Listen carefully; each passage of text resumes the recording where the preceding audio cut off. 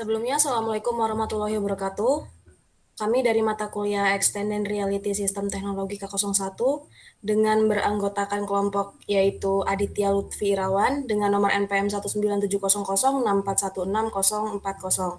Yang kedua ada Amalia Nur Cahayani dengan nomor NPM 2070064266082. Yang ketiga ada Muhammad Faisal Abdillah dengan nomor NPM 19700641630. Dan saya sendiri Tias Asih Kurnia Putri dengan nomor NPM 1970064161012 dengan dosen pengampu Ibu Rati Titik Komala Sari STMM di tempat. Jadi kelompok kami di sini akan membuat proyek UAS yaitu Game Augmented Reality Showroom Sport Car. Di mana spesifikasi software dan hardware yang digunakan yaitu yang pertama ada Unity. Unity 3D adalah salah satu game engine terbaik yang dikembangkan oleh Unity Technologies dan bersifat cross-platform. Artinya, dapat membuat serta merilis game kita ke berbagai platform terkenal seperti Windows, Linux, Mac OS, Android, iOS, PS3, PS4, Xbox One, dan lain-lain. Dengan Unity, Anda dapat membuat game sesuai keinginan, misalnya 2D dan 3D. Pada dasarnya, Unity hanya dikhususkan untuk proses pembuatan game saja. Unity menawarkan banyak fitur, antara lain Particle FX, Audio Reverb Zone, 2D Sprite Maker, Skybox, Ambient Lighting, Shader, dan lain-lain. Unity juga mempunyai text editor bernama Mono Develop yang dapat digunakan untuk coding game juga terintegrasi langsung ke Unity Engine, dan Asset Store untuk mencari 2D or 3D aset yang gratis maupun berbayar. Kelebihan dari Unity yang pertama, gratis, tidak perlu mengeluarkan biaya, cukup dengan Unity versi free, personal edition, maka kita sudah bisa membuat karya game. Yang kedua ada cross-platform, artinya project game dapat dirilis ke berbagai platform terkenal. Yang ketiga ada UI yang ditawarkan cukup user-friendly sehingga cocok untuk pemula. Yang keempat, banyak fitur yang ditawarkan dokumentasi atau tutorial yang banyak dan gratis untuk dipelajari resmi dari Unity. Silakan Anda dapat mengunjungi situs dokumentasi resminya. Yang keenam, memiliki aset store, di mana kita dapat mencari aset 2D or 3D gratis maupun berbayar. Yang ketujuh, mempunyai text editor bernama MonoDevelop, mirip seperti Visual Code. MonoDevelop ini dapat digunakan untuk coding game dan sesuai terintegrasi langsung ke Unity Engine. Yang ke-8, ringan, yakni bisa dijalankan di PC yang tidak terlalu high spec. Yang ke-9, proses desain level game menjadi lebih mudah. Unity menawarkan banyak alat untuk desain level game, seperti Terrain Editor, Responsive UI Editor, dan masih banyak lagi. Selanjutnya ada kekurangan. Yang pertama, butuh penyesuaian yang agak kompleks pada saat ingin mengembangkan game 2D tanpa bantuan plugin. Yang kedua, perlu penyesuaian mengikuti gaya komponen base. Yang ketiga, cache memori yang digunakan lumayan banyak. Yang kedua ada Vuforia, di mana Vuforia adalah Software Development Kit atau SDK. Ini biasanya membantu mempermudah para developer aplikasi untuk membuat aplikasi augmented reality. Tentunya teman-teman sudah tidak asing lagi dengan apa itu augmented reality, yaitu sebuah teknologi untuk menampilkan sebuah visual atau objek dalam bentuk 3D maupun 2D melalui sebuah kamera dengan mendeteksi marker, bidang datar ataupun wajah dan lain-lain. Karena Vuforia adalah sebuah SDK, tentunya akan memerlukan tools yang akan kita gunakan untuk membuat aplikasi augmented reality. Ada dua tools yang didukung oleh Vuforia, yaitu Android Studio dan Unity 3D. Akan tetapi yang paling populer adalah membuatnya menggunakan Unity 3D, sedangkan untuk platform yang didukung oleh Vuforia adalah untuk iOS dan Android mobile. Yang ketiga ada Android Studio, di mana Android Studio adalah lingkungan pengembangan terpadu Integrated Development Environment atau IDE untuk pengembangan aplikasi Android berdasarkan IntelliJ IDEA. Selain merupakan editor code IntelliJ dan alat pengembang yang berdaya guna, Android Studio menawarkan lebih banyak fitur. Gunanya untuk meningkatkan produktivitas saat membuat aplikasi Android. Misalnya yang pertama, sistem versi berbasis Gradle yang fleksibel. Yang kedua, emulator yang cepat dan kaya fitur. Yang ketiga, lingkungan yang menyatu untuk pengembangan bagi semua perangkat Android. Yang keempat, instant run untuk mendorong perubahan ke aplikasi yang berjalan tanpa membuat APK baru. Yang kelima, template code dan integrasi GitHub untuk membuat fitur aplikasi yang sama dan mengimpor kode contoh. Yang keenam, alat pengujian dan kerangka kerja yang ekstensif. Yang ketujuh, alat Lean untuk meningkatkan kinerja, kegunaan, kompatibilitas versi, dan masalah-masalah lain. Yang kedelapan, dukungan C++ dan NDK. Yang selanjutnya akan dijelaskan oleh Saudara Lutfi.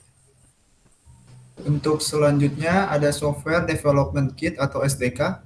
Definisi SDK adalah seperangkat alat yang dapat digunakan untuk membuat dan mengembangkan aplikasi. Secara umum, SDK mengacu pada model perangkat lunak lengkap yang mencakup semua yang Anda butuhkan untuk model tertentu dalam suatu aplikasi. Mereka sering dibandingkan dengan code library, yang merupakan kumpulan sumber daya yang tidak mudah berubah yang digunakan oleh program komputer. Seringkali, untuk pengembangan perangkat lunak, ini sering meliputi mengimplementasi secara penuh atau sebagian suatu API dan menggunakan protokol komunikasi API dengan cara yang sesuai dan dimaksudkan. Ini termasuk contoh dokumentasi dan metodologi yang diperlukan untuk melakukan fungsi tertentu. Untuk selanjutnya, Java Development Kit atau JDK. JDK atau Java Development Kit paling umum merujuk pada implementasi Java SE atau Java 2 SE. Ini juga bisa merujuk ke implementasi Java EE atau Java ME yang dirilis oleh Oracle dalam bentuk produk biner yang ditargetkan untuk pengembang Java yang bekerja pada platform Windows, macOS X, Linux, atau Solaris. Komponen utama JDK meliputi yang pertama ada Java API Classes, yang kedua Java Compiler, dan ketiga The Java Virtual Machine atau JVM. Java Compiler digunakan untuk mengkompilasi kode sumber Java menjadi kode byte yang dapat dijalankan pada JVM. Beberapa alat pemrograman tambahan yang disertakan dengan JDK termasuk Java Web Start Launcher, Java Debugger, Java Monitoring and Management Console, Java App Analysis Tool, Jar Archiver, Annotation Processing Tool, ada IDL, to Java Compiler, kemudian ada Java Command Line Script Cell, dan alat kompresi jar. Selain itu, sebagian besar pengembangan JDK menyertakan contoh kode pemrogramannya untuk membantu programmer dengan mengembangkan aplikasi Java. Kemudian ada Visual Studio Code. Visual Studio Code atau yang disingkat VS Code adalah perangkat lunak penyunting kode sumber buatan Microsoft untuk Linux, macOS, dan Windows. Visual Studio Code menyediakan fitur seperti penyorotan sintaksis, penyelesaian kode, kutipan kode, merefaktor kode, pengawakutuan, dan GIT. Microsoft merilis sumber kode Visual Studio Code di repositori GitHub dengan lisensi MIT, kode OSS. Sedangkan Biner yang dibangun oleh Microsoft tidak dirilis dengan lisensi MIT dan merupakan perangkat lunak berpemilik. Visual Studio Code pertama kali diperkenalkan di tanggal 29 April 2015 oleh Microsoft di konferensi Build 2015. Versi pratinjau dirilis tidak lama setelah itu. Visual Studio Code dibangun menggunakan aplikasi web Node.js dan kerangka Electron. Ini memiliki beberapa kekurangan, seperti penggunaan RAM yang berlebih, mengingat bahwa Visual Studio Code berjalan di atas kerangka Electron yang sangat bergantung dengan peramban web. Studio Code merupakan penyunting kode sumber yang dapat digunakan untuk beragam bahasa pemrograman, termasuk Java, JavaScript, Go, Node.js, Python, dan C++. Visual Studio Code mempekerjakan komponen penyunting yang sama yang digunakan di Azure DevOps. Awalnya dipanggil Visual Studio Online dan Visual Studio Team Service. Sebagai ganti dari sistem project, VS Code memungkinkan pengguna untuk membuka satu atau lebih banyak directory yang dapat disimpan di ruang kerja untuk digunakan ulang nanti. Ini memungkinkan untuk beroperasi sebagai penyunting kode language agnostic untuk semua bahasa. Visual Studio Code mendukung banyak bahasa pemrograman dan sekumpulan fitur yang berbeda dari setiap bahasa. Berkas dan map yang tidak diinginkan dapat dikecualikan dari pohon proyek melalui pengaturan proyek tersebut. Kebanyakan fitur VS Code tidak terekspos melalui menu atau tampilan pengguna, tetapi dapat diakses melalui command palette. Untuk selanjutnya, cara kerja dapat dijelaskan oleh Muhammad Faisal Abdillah. Oke, saya Muhammad Faisal Abdillah. Nah, di sini saya akan menjelaskan beberapa yang hasil saya buat dari game AR. Nah, di sini saya menjelaskan yang udah jadi, karena kalau misalkan saya jelaskan dari awal secara detail kemungkinan saya agak lupa, dan saya sendiri juga masih belajar dari tutorial-tutorial yang ada di YouTube. Nah, jadi sebelumnya saya bikin project terlebih dahulu biar agar kesalahan-kesalahannya bisa terselesaikan dengan cepat. Nah, jadi di sini kita masuk ke scan yang namanya game. Oke. Di sini scan kita ada mobil. Nah, target market kita ada mobil. Sebelum mobil, target kita barcode nih. Ini dia, ini project kita. Nah, project yang saya buat jadi usulan-usulan kelompok. Nah, kemudian ada mobil juga, ini contoh yang saya ambil. Kemudian di bagian file asset sini ada animasi, audio, image, prefab, scan, script, arcade. Nah, di sini kurang lebih seperti ini. Jadi untuk jadi bikin game, kita membuat kanva nih seperti background, dan bahannya juga ada ini yang saya buat terlebih dahulu dari hasil codingan. Nah, kemudian langsung saja kita masuk ke main menu. Sebelum kita main menu, kita masuk di Canva transisi. Nah, di sini bagian ada beberapa mobil ya, ada kurang lebih 4 mobil. Nah, di sini ada elemennya. Dan saya juga menambahkan daripada button ini panah kanan kiri sama tombol home, layaknya seperti fitur-fitur game. Oke, kita masuk ke jadi fiturnya kurang lebih seperti ini ya hasil outputnya. Nah,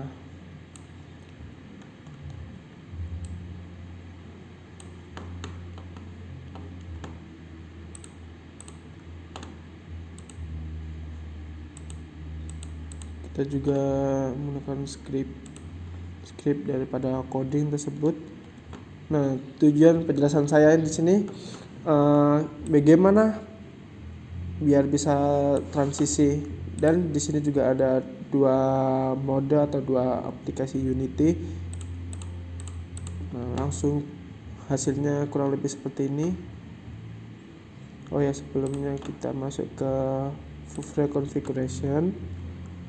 Jangan lupa threadcam untuk melihat hasilnya.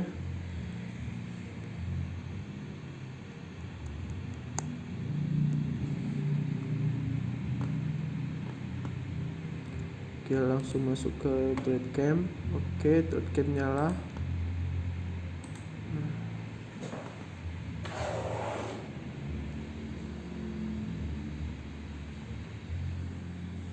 Oke, ini hasil outputnya.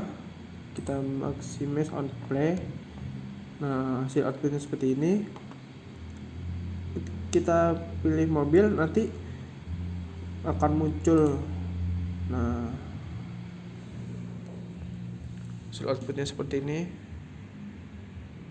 Oke, nah inilah hasil project yang saya buat. Tapi sebelumnya ini ada beberapa kesalahan dari source-nya, sehingga objek ini tidak bisa ganti dengan objek yang lainnya karena ada beberapa kesalahan juga, contohnya seperti ini. Nah, dari sini kita nggak bisa ya, tuh karena terlalu besar. Jadi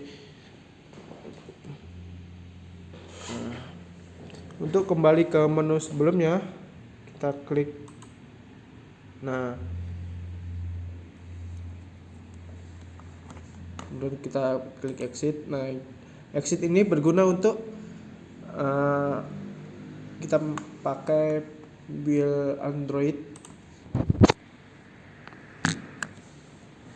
Jadi itu saja. Oh ya, sebelumnya nanti saya kasih gambaran contoh seperti tutorial yang outputnya hampir sama persis dari tutorial, karena di sini yang saya bikin ini adalah berupa kendaraan yaitu mobil, sedangkan di tutorial bikinnya itu dari buah-buahan. Cara kerjanya itu kurang lebih hampir sama, cuma kalau di saya ada kendala di beberapa fitur dan source-nya sehingga agak berbeda dikit dari tutorial. Oke, cukup sampai di sini saja. Saya Muhammad Faisal Abdillah, mohon maaf bila penjelasan saya kurang jelas atau kurang paham, dan saya sendiri juga masih belajar mencari lihat di tutorial YouTube. Dan saya mohon maaf dan saya mundurkan diri. Assalamualaikum warahmatullahi wabarakatuh. Saya kembalikan ke kelompok saya.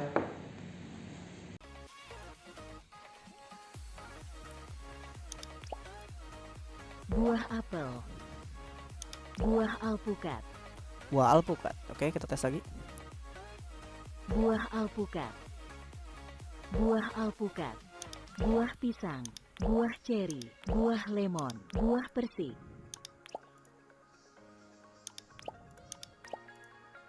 Oh iya, ini Buah keluarnya nggak apel. bisa ya, nggak bisa kalau di sini nggak bisa. Dia kalau di mobile atau nanti di aplikasi baru bisa. Buah apel. Buah alpukat.